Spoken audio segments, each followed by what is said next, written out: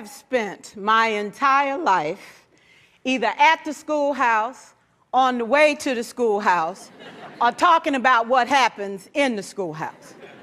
Both my parents were educators. My maternal grandparents were educators.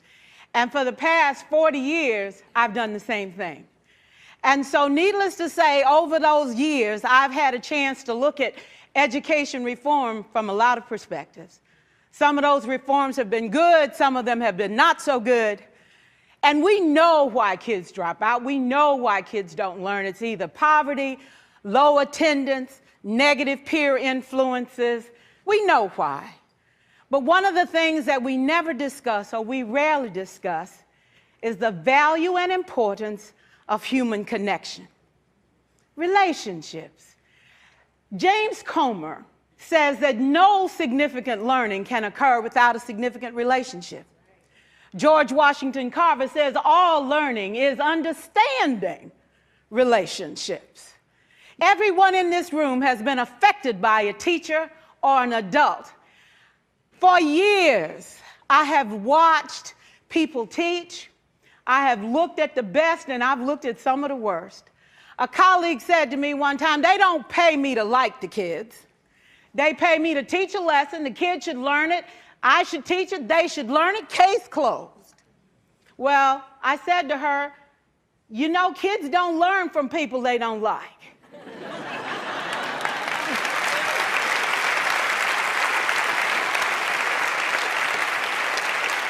She said, that's just a bunch of hooey.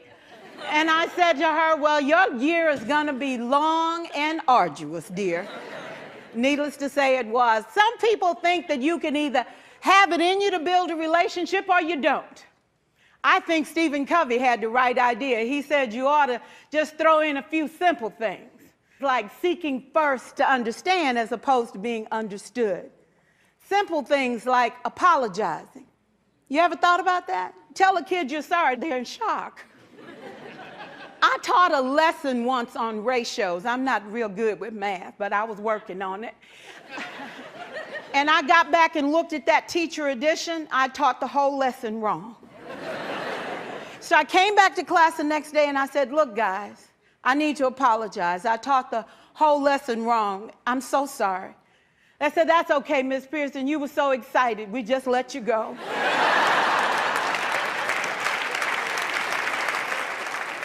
I have had classes that were so low, so academically deficient that I cried.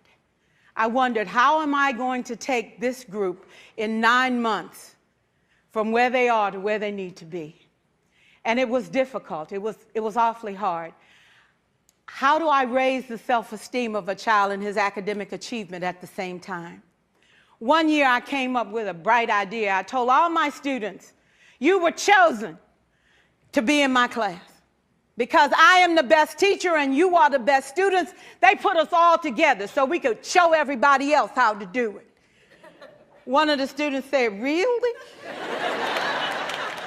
I said, really? We have to show the other classes how to do it. So when we walk down the hall, people will notice us. So you can't make noise, you just have to strut. And I gave him a saying to say, I am somebody. I was somebody when I came. I'll be a better somebody when I leave. I am powerful and I am strong. I deserve the education that I get here. I have things to do, people to impress, and places to go. And they said, yeah. You say it long enough, it starts to be a part of you. And so,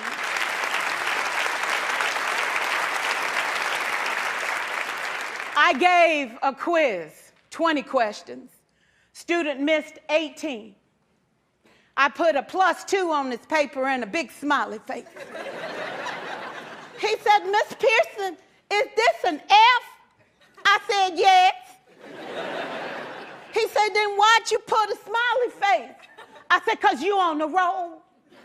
You got 2 right, you didn't miss them all. I said, and when we review this, won't you do better? He said, yes, ma'am, I can do better.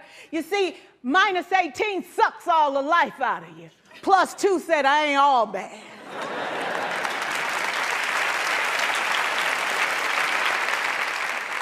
4 years, I watched my mother take the time at recess to review, go on home visits in the afternoon, buy combs and brushes and peanut butter and crackers to put in her desk drawer for kids that needed to eat, and a washcloth and some soap for the kids who didn't smell so good. See, it's hard to teach kids who stink.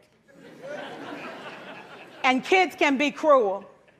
And so she kept those things in her desk, and years later, after she retired, I watched some of those same kids come through and say to her, you know, Miss Walker, you made a difference in my life. You made it work for me. You made me feel like I was somebody when I knew at the bottom I wasn't. And I want you to just see what I've become. And when my mama died 2 years ago at 92, there were so many former students at her funeral. It brought tears to my eyes, not because she was gone, but because she left a legacy of relationships that could never disappear. Can we stand to have more relationships? Absolutely. Will you like all your children? Of course not. And you know your toughest kids are never absent. Never.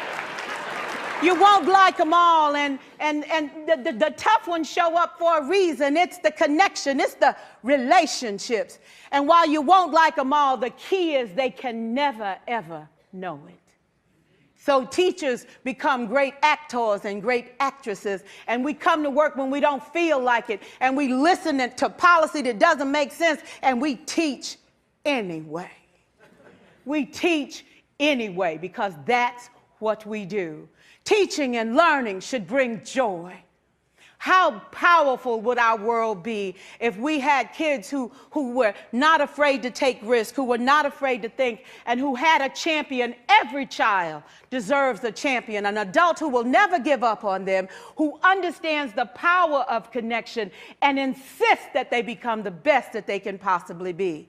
Is this job tough? You betcha. Oh God, you betcha. But it is not impossible. We can do this. We're educators. We're born to make a difference. Thank you so much.